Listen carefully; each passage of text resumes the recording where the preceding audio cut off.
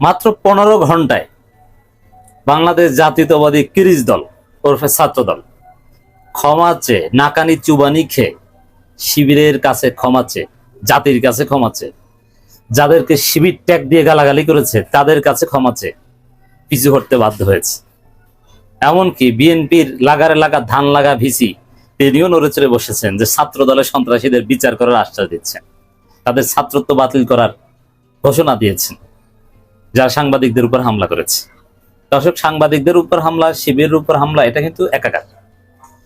শাহবাগ থানার ভিতরে ঢুকে যে মব সৃষ্টি করেছে ছাত্রদল, প্রথমে ছাত্রদলের সভাপতি আমাদের রাকিব ভাই তিনি দুঃখ প্রকাশ করেছেন যে না, এরকম মব করা ঠিক হয়নি, ভবিষ্যৎ আর মব করবে না। ক্ষমা চাওয়া, নাকানি চুবানি খাওয়া, নাকে খত দেওয়া ওখান থেকে শুরু। শিবিরের স্ট্র্যাটেজির কাছে, কৌশলের কাছে কত কঠিন ধরা খেয়েছে দেখেন। এরপরে ওরা যে অভিযোগে মব করেছে সে অভিযোগ ডিবাং হয়েছে, রাষ্ট্রীয়ভাবে সার্টিফিকেট প্রাপ্ত। কিভাবে? পুলিশ তদন্ত করেছে, তদন্ত করে দেখে যে না, এই স্ক্রিনশট শিবির নেতাদের নামে অন্য কেউ ছড়িয়েছে, তাদের কোনো সমস্যা নেই। Very good. এর মানে এক পর্যায়ে ছেড়ে দিয়েছে। যে ছেলে থানায় জিডি করতে গিয়েছিল তাকে কিন্তু প্রথমে আটকে রেখেছিল, পরবর্তীতে ছেড়ে দিতে বাধ্য হয়েছে। মানে বিএনপির পুলিশের পরাজয়, এটা শিবিরের নৈতিক বিজয়।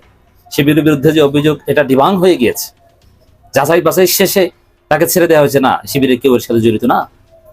ছাত্র দলের এরা যে কতটা কুরুচিপূর্ণ, তারেক রহমান, জুবাইদা রহমান, জাহিমা রহমান, এদেরকে জড়িয়ে যে এত নোংরা কথাবার্তা, এত জঘন্য কথাবার্তা এরা ছড়ায়, আপনি অবাক হবেন যে মিনিমাম রেসপেক্ট, মিনিমাম সম্মানবোধ তারেক রহমান, জুবাইদা রহমান, জাহিমা রহমান এদের প্রতি ছাত্র দলের ছাত্রীদের নাই।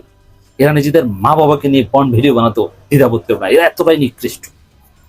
তো দর্শক, অনেক বাড়াবাড়ি করেছিল, মব করেছিল, সেই করেছিল, কিন্তু শিবির দৃঢ়তার সাথে পরিস্থিতি মোকাবেলা করছে। শিবির যদি চাইতো পিটিয়ে ওদেরকে ক্যাম্পাস ছাড়া করে দিতে পারত। শিবির কি, কত শিবির বাংলাদেশে আছে। রাত 8টায় ভিসি চত্বর থেকে শিবির মিছিল করেছে, দেখেছেন লোক আর লোক, ছাত্র আর ছাত্র। ঢাকা বিশ্ববিদ্যালয় পুরোটাই মনে হয় শিবির। এমনি ডাকসুতে ছাত্র দলের 4 গুণ 3 গুণ বেশি ভোট পায়নি, জনশক্তি আছে বলে ভোট পেয়েছে।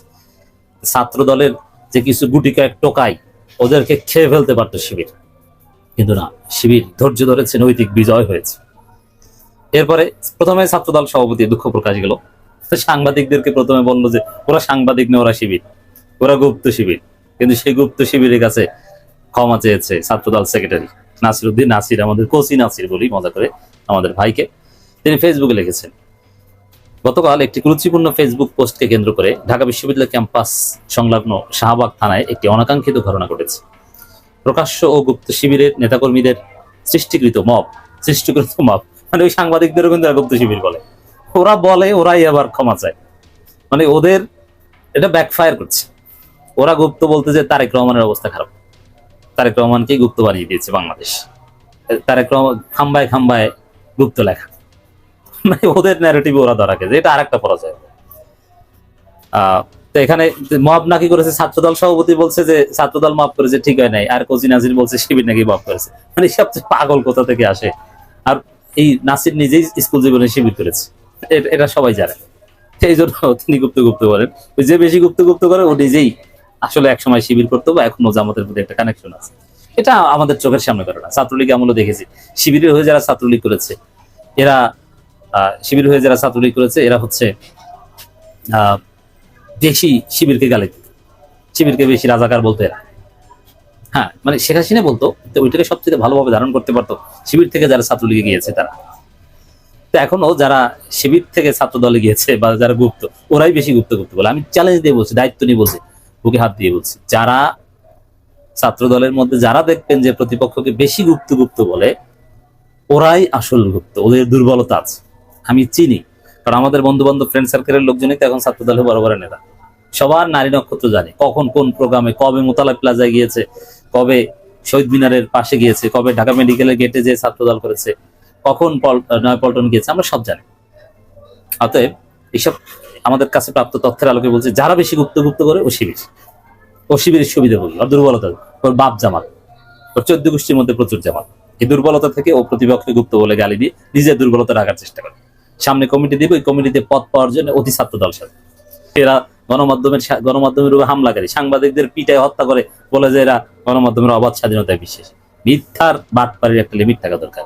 ফেসিবাদের বিরুদ্ধে আন্দোলনে সাংবাদিক সমিতির ভূমিকা ছিল অসামান্য, আর সেই সাংবাদিক সমিতিকে আপনারা পিটিয়েছেন। এখন নাসির ভাই, কোচি নাসির ভাই, আপনি ক্ষমা চেয়েছেন, কিন্তু সাংবাদিক সমিতি ক্ষমা করেনি, তারা বিচার চায়। আপনার লেসপেন্সাররা যারা পিটিয়েছে ওদেরকে বহিষ্কার করতে হবে, ওদেরকে কান ধরে ঘাট ধরে পাছায় লাথি দিয়ে ক্যাম্পাস থেকে বের করা হবে, লিখে রাখেন। বহিষ্কার যখন হবে তারপরে দেখবেন যে পোলাপান, যখন বিশ্ববিদ্যালয় কর্তৃপক্ষ একাডেমিক ব্যবস্থা নেবে, তখন শিক্ষার্থীরা ওদের যে তোষক যেগুলো থাকে হলের, এগুলো ধরে ফেলে দিবে, তারপর লাথি বের করে দিবে।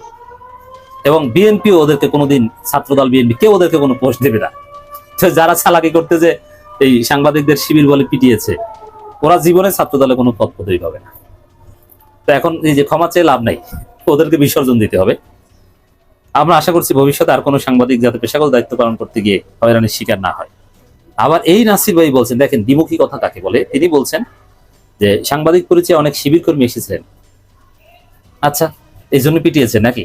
যে সাংবাদিক শিবির কর্মীকে পেটানো যাবে এটা বুঝিয়েছেন? সাংবাদিক পরিচয় শিবিরে, একদম আওয়ামী স্টাইলের কথা।